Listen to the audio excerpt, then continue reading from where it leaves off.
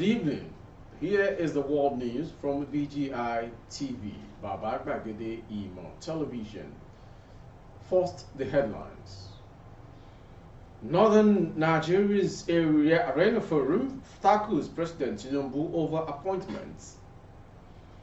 How ECOWAS states can stop military coup, address poverty.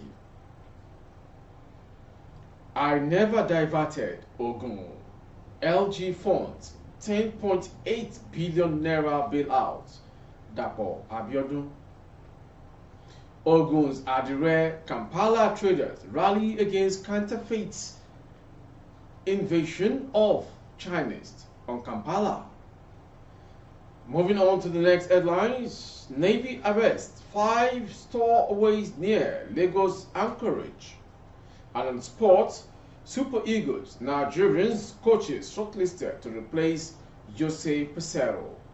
I am Morire Repila Lawal. The news in details. According to the Social Cultural Pressure Group, most of the persons President Tinubu has appointed into key sectors of the country are from the Southwest region and Lagos State particularly. The Arewa Economic Forum AEF, another Nigeria group, has drawn the attention of President Bola Ahmed Tinubu to what it termed Yorubanization and Lagosization of his appointment. According to the Social Cultural Pressure Group, most of the persons President Tinubu has appointed into key sectors of the country are from the Southwest region and Lagos State particularly. The chairman of the forum, Alhaji Ibrahim Mushehu Dendak Kata, expressed displeasure over the fact that the North, which significantly contributed to the enthronement of the Tinubu government, is being left out in the finance and ICT sectors, which are crucial to the economic development. He added that both the Minister of Finance and Coordinating Minister of the Economy, Wale Edun, and the Acting Governor of the Central Bank of Nigeria, CBN, Mr. Folashudun Shonubi, are from the Southwest.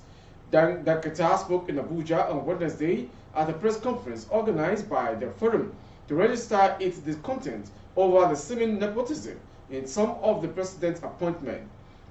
He said the Minister of Finance and Coordinating Minister of the Economy, Mr. Wale Edu, and the Acting Governor of the Central Bank of Nigeria, CBN, Mr. Folashudun Shonubi, are both from the Southwest.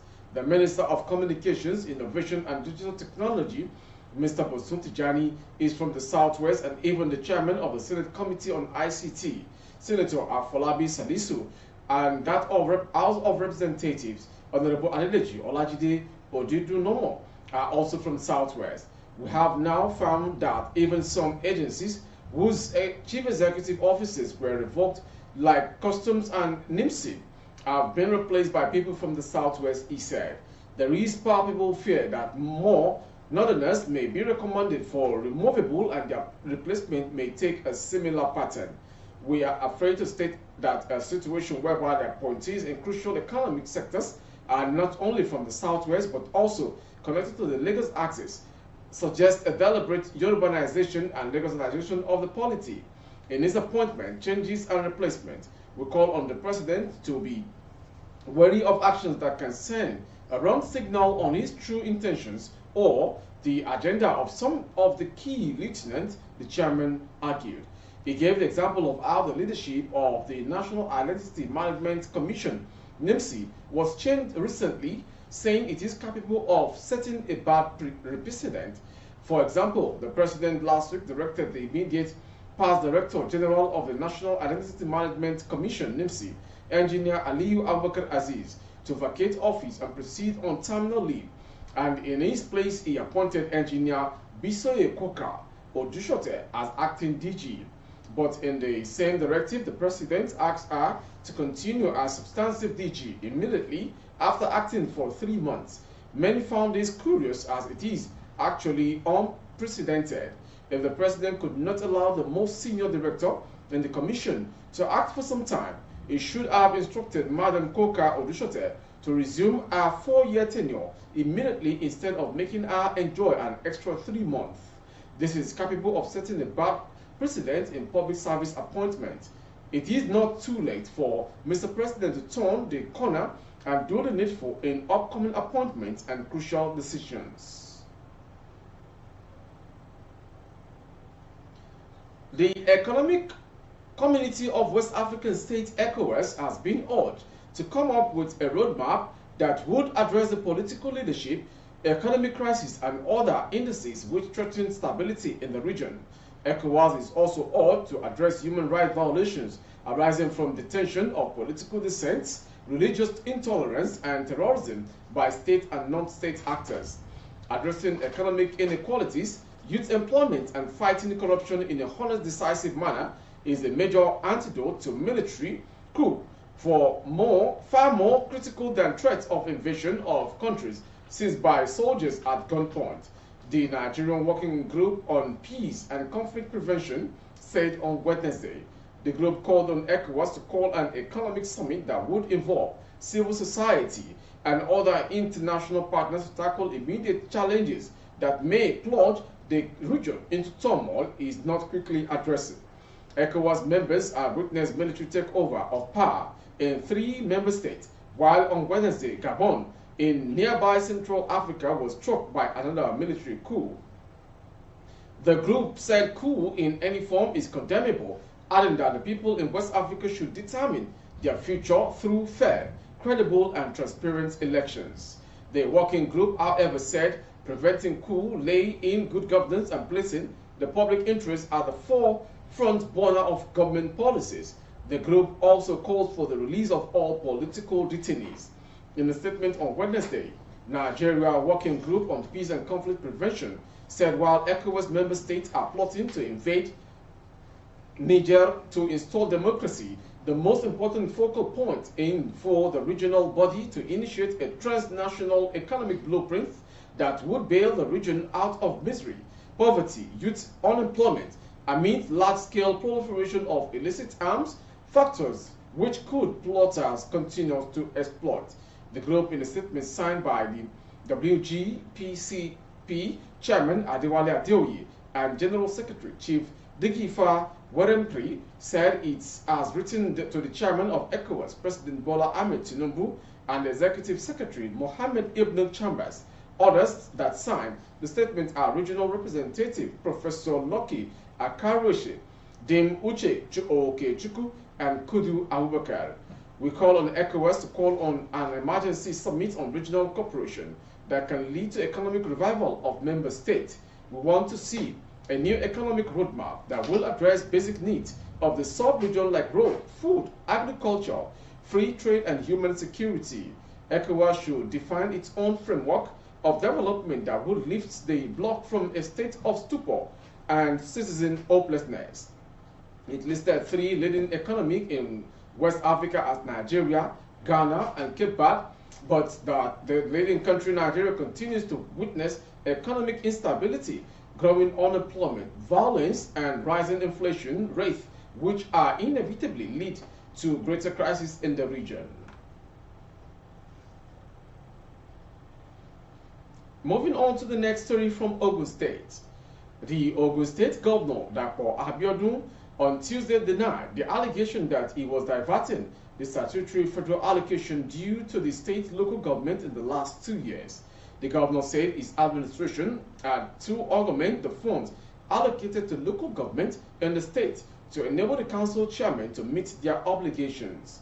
The chairman of Ijebu East local government area of Ogun State, Wale Adebayo, had in a letter written to former governor Chief Olusegun Oshoba, accused the governor of diverting the statutory allocations and over 10 billion naira fund of the Subsidy Reinvestment and Empowerment Program. Adebayo also claimed that 10% of the state's internally generated revenue, which the constitution also stipulated should go to the local government, has not been given since Abiodun got into office. But the governor, in a statement by his chief press secretary, Lekon Adenino, said the LG's fund is being handled by the constitutionally recognized Joint Account and Allocation Committee. Abiodun argued that the JAAC members ensure the council chairman get the required allocation for optimal performance. He added that over 5 billion naira was shared among the 20 local government areas in the state at the JAAC's meeting held a week ago. He added between May 2023, when the governor was sworn in for the second time, and July 2023, the JAAC shared among 20 local governments 4.531 billion naira, 4.444 billion naira, and 4.497 billion naira respectively on first-line charges, and just last week 5.2 billion naira shared among the local government for the month of August. According to the statement, the JAAC comprises major stakeholders in local government administration, including the Chief Economic Advisor to the Governor, Commissioner for Local Government and Chieftaincy Affairs, Accountant General of the State, Permanent Secretary, Local Government and Chieftaincy Affairs, all 20 local government chairmen, one representative from each of the 4 traditional councils in the state, representative of Sube, Nolge, local government pensioners, retired primary school teachers, local government service commission, local government pension commission, and NUT. The statement further reads, the JAAC has demanded to meet every month to ensure that allocations to local governments are discussed and properly presented to fund allocation. From that story, we'll go to the next one, still from Ogun State.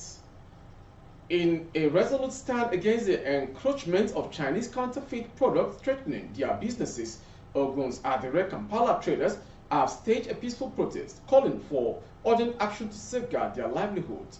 Led by their concerns, the traders turned to the revered palace of Alake and the paramount ruler of Egbaland, Oba Adidotun Obadebo, seeking his intervention and support. The heart of the matter lies in the disconcerting the replication of their authentic designs by Chinese manufacturers, who then flood the market with low-cost imitation cloth materials. This influx of counterfeit Adire Kampala products undercut the genuine indigenous items and has stirred unrest within the traders' community. Amidst the peaceful demonstration, the traders conveying their grievances before the king, highlighting the adverse effect of the Chinese counterfeit product. These replicas not only divert customers away from the indigenous product, but also erode the unique cultural economy and economic value they hold. Speaking on behalf of the Adire Kampala traders, Al-Aja Sadist Akomo, the Iyaloja of Kenta Adire Market, addressed the king with a plea for help. Kabiesi, please help us and do something. This fake product is taking away our property, our name, our culture. It threatens our indigenous products' glory. Responding emphatically, Oba Gbadebo proposed a strategic approach to address the problem. He suggested that representatives should be, despite the Lekki Free Trade Zone, reportedly the source of the counterfeit product, to ascertain their origin, whether they are produced there or imported. The king urged, go and look for where China are producing these clothes. If it is done here, you will have a double your effort on the way you produce your clothes, so that you will be able to meet their own. But if it is being imported, we will inform the custom to pack all their products.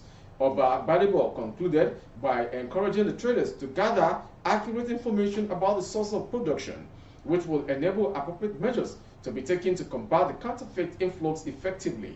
Speaking to reporters after their meeting with the king, Ogunfi Dr. Michael, the Baba Alaje of Kenta Adire Market, highlighted the significance of the protest as a way to advocate for the awareness of the detrimental effect of synthetic materials masquerading as genuine product. Acknowledging the king's unwavering commitment, he expressed optimism in the resolution of the issue. Kabiesi has unequivocally affirmed the assertion of this practice. We have communicated with those engaged in it, providing them a time frame to sell their existing work. If compliance is not met, I believe a comprehensive resolution involving elimination and eradication is necessary. Furthermore, Michael called upon the government to protect local industries by taking decisive measures to curb piracy and promote indigenous textiles. The traders peacefully protest signals a unified front against the influx of counterfeit products, highlighting their determination to preserve their cultural heritage economic sustenance. From that story, we go to the next one, coming on from the Navy Access. The Nigerian Navy, the operation was carried out on August 26, 2023 at approximately 23:50 hours following a reliable tip-off The Navy said in a statement made available during a news conference. Their arrest took place within the vicinity of Lagos Anchorage while they were attempting to clandestine exit of the country via the vessel, according to the Navy. The 5 stowaways were identified as Effiong Okun, 44, Ayewoni Daniel, 27, Ajagboma Asiko, 29, Adebanjo Ayewumi, 23, and Christian Joseph, 25. The Nigerian Navy NNB Biscuit patrol team arrested a stowaway on a vessel within the vicinity of the Lagos Anchorage on August 26, 2023. A stowaway disembarked from a vessel within the vicinity of Lagos State Anchorage on August 26, 2023, while under arrest by the Nigerian Navy patrol team. A stowaway disembarked from a vessel within the vicinity of Lagos concerning the patrol and the arrests. Moving on to the next story. The River State Police Command has arrested a middle-aged man, Patrick Essien, for allegedly stabbing his landlord to a coma in Rumo-Irikon or Biakpo local government area of the state. It was gathered that the landlord, identified as Iyechuku America, had gone to rescue Essien's wife from him when she was being manhandled. Narrating the incident, the wife of the landlord, Chioma America, said even when her husband intervened, Essien was still dragging his wife into their house. She claimed that during this intervention, the landlord said he would not allow his tenant's wife to sleep in that house that night to avoid further attacks by the husband. Mrs. America stated, Essien tried to drag the wife to go inside with him, but my husband said he would not allow him. He was still inside the house when my husband said he would not allow the woman sleep in their house because of the situation. That should stay in my husband's family house, and in the morning we'll know what to do. So he moved the woman out of the house. Then about 12 midnight, the man now came to attack my husband in the process of coming to check if his wife was in our house, but she was not there. The person he met was my husband, and he now unleashed the attack on him in place of his wife.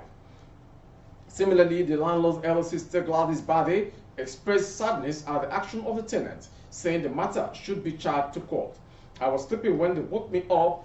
He, the landlord, was stabbed this morning by his tenant. So I started going there to see if I was hurt was true. And it is true that I saw him and the injury is much, Gladys said. While describing the tenant's action as an attempted murder, the landlord's sister said the matter should be charged to courts, ensuring justice. When contacted, spokesperson for the State Police Command, Grace Iringe Koko, confirmed the incident, saying the suspect Essien had been arrested. Iringe Koko, a superintendent of police, also said the landlord was receiving medical attention in the hospital. She stated, "We are aware of the matter. The suspect has been arrested and in our custody. Investigation is still ongoing." Moving on to the next story on the world news. The designer of the Nigerian flag, Pa Taiwo Akikumi, has died at the age of 87. His son, Akikumi Samuel, announced his demise via his Facebook page on Wednesday today. He wrote, "Life is indeed transient. I can say boldly, you live a life with a landmark. Continue to rest on. My father, Pa Michael Taiwo Akikumi OFR, great man, has gone." Akikumi was awarded £100 by the government when his design was selected as the Nigerian flag. He has also been honored with the Order of Federal Republic awarded by President Goodluck Jonathan, says the statement, to claim that yes, the designer of the Nigerian flag died today. From that story, we'll go to the next one, coming from Kebbi State. The operative of the Kebbi State Police Command have apprehended 6 individuals for alleged minor defilement. The Kebbi State Commissioner of Police, Samuel Musa, disclosed this during a press conference held in Bremen, Kebbi on Wednesday, revealing the arrest of 6 suspects linked to the sexual assault of the minors within the state. CP Musa disclosed that the arrest stemmed from a report lodged on August 17 by Ahmed Mohammed of Koko Town, Bese, local government area, stating that his 16-year-old daughter has gone missing. According to him, subsequent investigation led to the young girl's disclosure that she had been subjected to sexual abuse by few individuals, namely Suleiman Abubakar, Yunus Garba, Suleiman Amza, Yaya Abubakar, Shamsuddin Mohammed, all residing at the same address. The suspects, who lived separately at their homes, are now in custody pending the conclusion of the investigation. Another incident was reported by Yushau Adamu of Alero Town on August 21st, detailing how his 10-year-old niece had been defiled by Seyyidu Sani, who also threatened her into silence. In the same vein, the KB State Police conducted a successful operation on July 24, leading to the arrest of Agwaku Suleiman from Babar Dogo village in Maru local government area of Zamfara.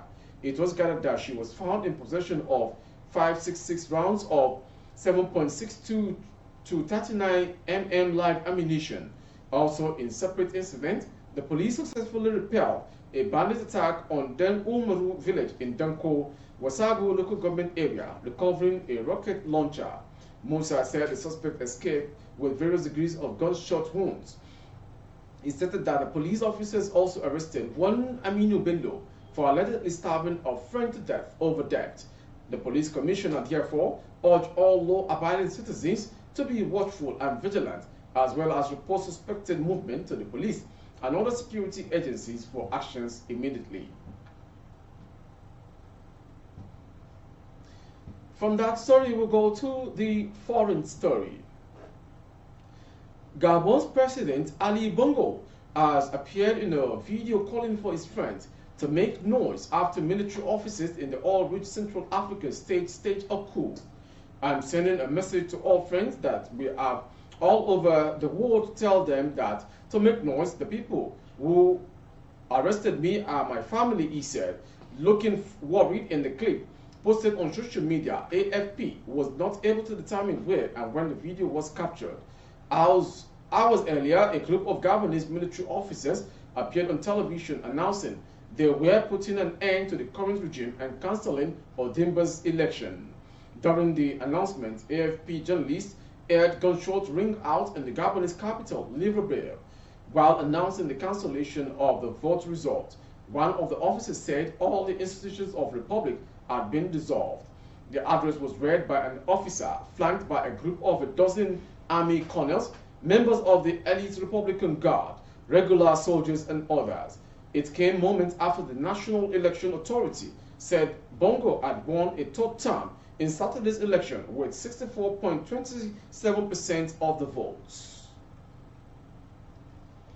And to end the world news from Baba Bagede Imo TV is the sports story. The NFF, however, is discussing with Pesaro over a new contract, but it's very unlikely they will reach conclusion before the game.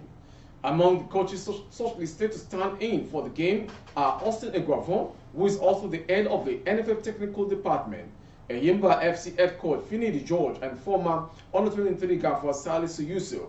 Nigeria's final match of the 2023 Africa Cup of Nations qualifier is slated for September 10 in Uyo, and the camp opens on Monday, September 4.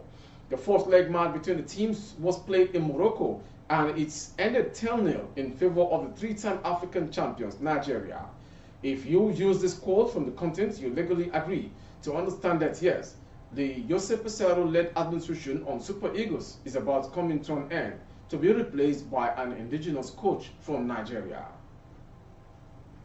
That's end the world news from BGI TV today. Before we go, some major headlines. Northern Nigeria's Arewa Forum tackles President Tinubu over appointment, trying to make it from the southwest only. How ECOWAS states can stop military coup, address poverty. I never diverted Ogun LG funds, 10.8 billion naira bailout, Abiodun. Ogun's Adare Kampala traders rally against counterfeit invasion from the Chinese. Moving on to the next headline, Navy arrest 5 throw-away near Lagos anchorage. And on sports, Super Eagles, Nigeria's coach is shortlisted to replace Pesaro as Super Eagles coach. For more updates of our broadcast on YouTube, our handle is Baba Bagede Imo Television. Kindly subscribe and click On the notification bell, select option all to access all of our broadcasts. On Facebook, Bagede Imo with Alawiye Adebayo. Please like and follow the page. For advert placement of recruiting services, coverage of events and functions, please dial the phone number streaming on your screen. Thank you for watching. I am Morire Rabila Lawal. Good evening.